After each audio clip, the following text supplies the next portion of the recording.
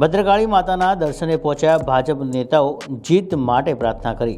ચૂંટણી પ્રચારના અંત પછી હવે રાજકીય નેતાઓ ધાર્મિક સ્થળોએ આશીર્વાદ લેવા પહોંચ્યા છે।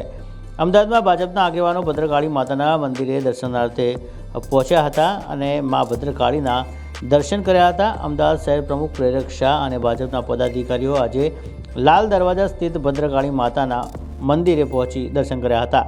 અહીં તમામ ઉમેદવારોના વિજય માટે માતાના ચરણોમાં પ્રાર્થના કરવામાં આવી હતી।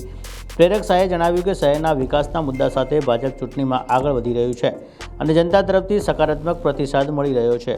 તેમણે ચૂંટણી પંચના તમામ નિયમોનું પાલન કરવાની પ્રતિબદ્ધતા પણ વ્યક્ત કરી હતી। સાથે જ અન્ય પક્ષો પર આક્ષેપ કરતા જણાવ્યું કે શહેરની જનતા યોગ્ય સમયે મતદાન દ્વારા જવાબ આપશે। ગઈકાલે સ્થાનિક સ્વરાજની ચૂંટણીના પ્રચારના પડઘમ શાંત થયા છે, ત્યારે આજે નગરદેવી માં ભદ્રકાળીના આશીર્વાદ લેવા સમગ્ર કર્ણાવતી મહાનગરની સંગઠનની ટીમ સાથે અમે આવ્યા છે। નગરની ચૂંટણી હોય ત્યારે નગરદેવીના આશીર્વાદ, જે રીતે અમદાવાદ શહેરનો વણથંભ્યો વિકાસ થયો છે અને વિકાસને નવી ઊંચાઈએ પહોંચાડ્યો છે, ત્યારે એ વિકાસ યાત્રા સતત આગળ વધતી રહે।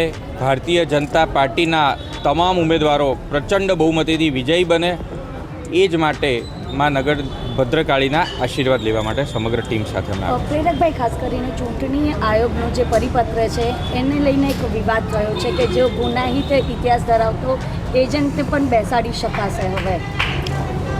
જી, ચૂંટણી પંચ દ્વારા જે કોઈ પણ નિયમો જાહેર કરેલા છે, જે કંઈ પણ પરિપત્ર આવ્યા છે, એ તમામનું ભારતીય જનતા પાર્ટી દ્વારા સંપૂર્ણ પાલન કરવા માટે અમે કટિબદ્ધ છીએ।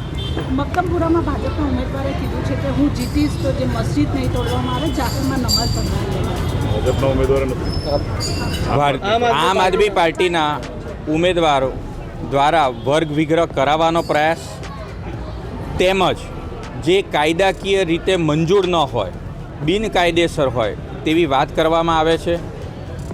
આ પ્રકારની વાતોને અમદાવાદ શહેરની જનતા ક્યારેય સાંખી નહીં લે।